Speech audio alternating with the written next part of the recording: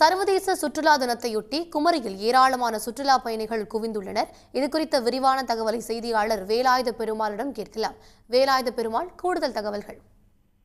கண்டிப்பாக. அதாவது உலகில் உள்ள சுற்றுலா தலங்கள்ல தவிர்க்க முடியாத ஒரு சுற்றுலா தலமாக குமரி சுற்றுலா தலம் திகழ்ந்து வருகிறது.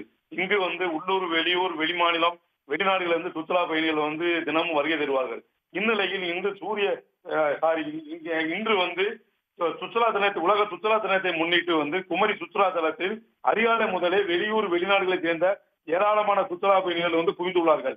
இவர்கள் அதிகாலை சூரிய உதயத்தை கண்டு ரசித்ததோடு குமரி கடல் நடுவே அமைந்துள்ள விவேகானந்தர் மண்டபம் மற்றும் திருவள்ளுவர் சிலை காண்பதற்காக சுற்றுலா படகு குழாமில் நீண்ட வரிசையில் சுமார் 2 மணி நேரம் காத்திருந்து நுழைவுச்சீட்டு பெற்று சுற்றுலா படகை சவாரி செய்து ஆர்வமுடன் குமரியில் உள்ள விவேகானந்த மண்டபத்தை கண்டு ரசித்து வருகிறார்கள். குறிப்பாக உலக சுற்றுலா தலமான இன்று குமரிக்கு வருவது தங்களுக்கு மிகவும் மகிழ்ச்சியாக இருப்பதாகவும், இந்த நினைவு தங்களுக்கு 1 வருட காலமும் நம் கண் நினைவில் இருக்கும் என்றும் சுற்றுலா பயணிகள் ஆர்வமுடன் கூறியுள்ளார்கள். மேலும் சுற்றுலா பயணிகளையும் தமிழ்நாடு சுற்றுலா கழகம் சார்பாக வரவேற்று மாலைகள் அணிவித்து வரவேற்று அவர்களுக்கு இனிப்புகள் வழங்கியும் வரவேற்று உள்ளார்கள்.